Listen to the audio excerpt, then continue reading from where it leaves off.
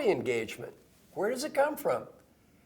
I'm a fellow of the National Academy of Human Resources, and I'm frequently asked to attend HR conferences, HR conventions. A year or so ago, I was at a large HR conference, and 3 of the top HR people in the world, these are the chief HR officers from 3 major corporations, made a presentation on the topic of employee engagement. And they were given a challenge. Let us know everything out there about employee engagement. As I listened to the presentation, it was really good. They talked about what companies can do to engage the employees.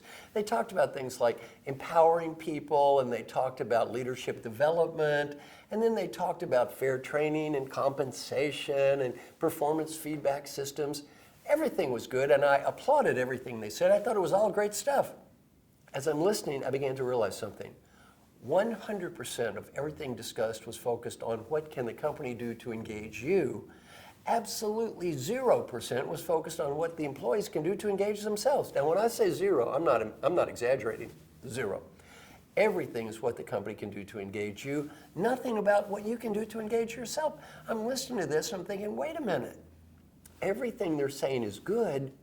They're missing half of an equation. They're missing half the point. I fly on American Airlines constantly. I have over 11 million frequent flyer miles just on one airline. There are 2 flight attendants on a typical flight. One's positive, motivated, upbeat, enthusiastic. One's negative, bitter, angry, and cynical. Same plane, same pay, same uniform, and the same employee engagement program. What's the difference? The difference is not what's on the outside. The difference is what's on the inside. As I listened to this, I realized almost nothing is being done about what the employees can do to engage themselves. As I listened to this, I began to connect some dots. First, coaching. In my role as a coach, I've learned a great and humbling lesson.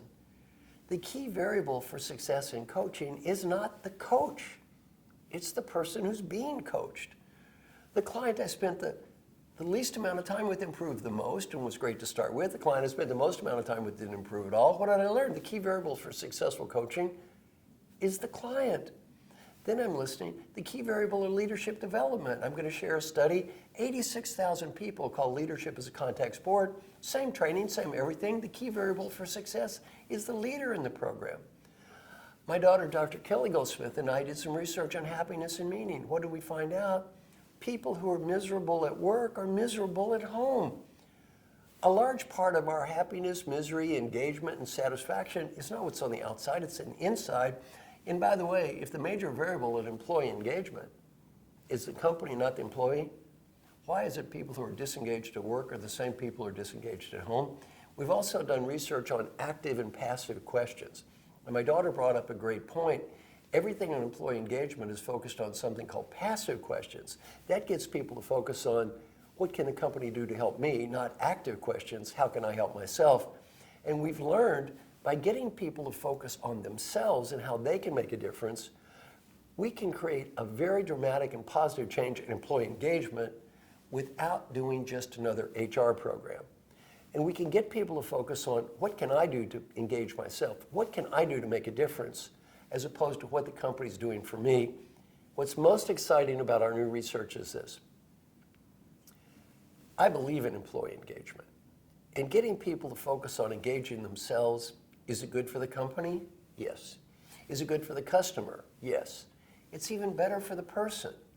Back to those 2 American flight attendants. One's positive, motivated, upbeat, enthusiastic. One's negative, bitter, angry, and cynical. They're on the same plane with the same pay.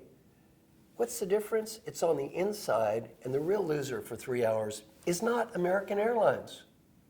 They're going bankrupt anyway. The real loser is not the customer. I am the customer. After 5 minutes, I'm generally asleep. I don't know what the flight attendant's doing. The real loser for 3 hours is the flight attendant. 3 hours of that human being's life just got spent in misery. So what I love about our new research on employee engagement, what I love about our new work and what I teach all the people I'm working with now is it good for your company? Yes. Is it good for your customers? Yes. It is even better for you.